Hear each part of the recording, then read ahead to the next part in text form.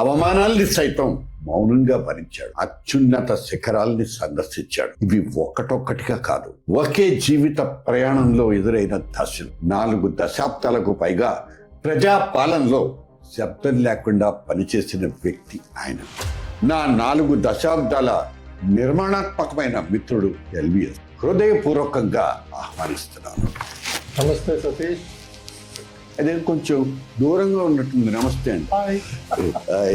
విభజింపబడిన తర్వాత 2014 నుంచి 2018 వరకు మీరు చంద్రబాబు నాయుడు గారి హయాంలో పనిచేశారు. తర్వాత 2019లో జగన్మోహన్ రెడ్డి గారి దగ్గర చీఫ్ సెక్రటరీగా పనిచేశారు. ఈ ఇద్దరు ముఖ్యమంత్రుల్లో ఎవరి దగ్గర ఎక్కువ ఇబ్బంది పడ్డారు? జగన్మోహన్ రెడ్డి.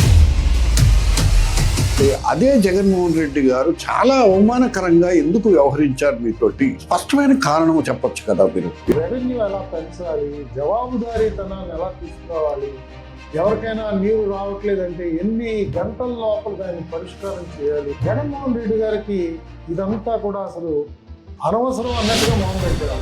ర్యాంక్ బాటెడ్ భయానికి లోనవడం కానీ ఇలాంటి సిచ్యువేషన్స్ ఏమైనా ఉన్నాయా? అటాక్ చేయవలసి వస్తే ఈ లడ్డు వ్యవహారం కానీ పరకామణి వ్యవహారం కానీ మీరు గనక ఈవోగా ఉండుంటే ఏం చేసేవారు అని నేను అడుగుతున్నాను. కాబట్టి నేను మాత్రం ఒప్పుకునేవాడిని కాదు.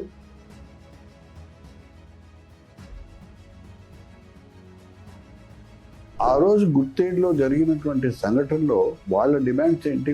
అప్పుడు ఎన్టీ రామారావు గారు ముఖ్యమంత్రి, నాకు బాగా గుర్తు.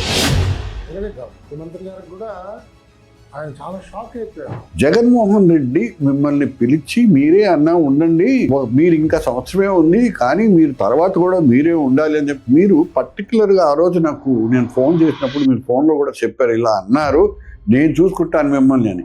అంత మార్పుగా వచ్చేసింది ఆయనలో. మీతో వచ్చిన ప్రాబ్లం అన్నీ కూడా లోటు. మావోయిస్టులు లేరు, వాళ్ళంతా జనజీవన స్రవంతిలోకి వచ్చేసారు. సో దీన్ని మీరు ఎలా భావిస్తారు? నేను సర్వీస్లో వరంగల్ వెళ్ళే సమయానికి వరంగల్ చాలా ఉధృతంగా ఉంది. జరగకుండా ఒక 15 రోజుల ముందు ఒక సబ్ ఇన్స్పెక్టర్ని కాశీపేట రైల్వే స్టేషన్ చంద్రబాబు నాయుడు గారు జగన్మోహన్ రెడ్డి గారి విషయంలో మీరు డిసప్పాయింట్ అయింది ఎవరి దగ్గర ఎక్కువ? నేను జగన్మోహన్ రెడ్డి గారికి చాలా డిసప్పాయింట్ అయ్యాను. మీ సతీష్ బాబు.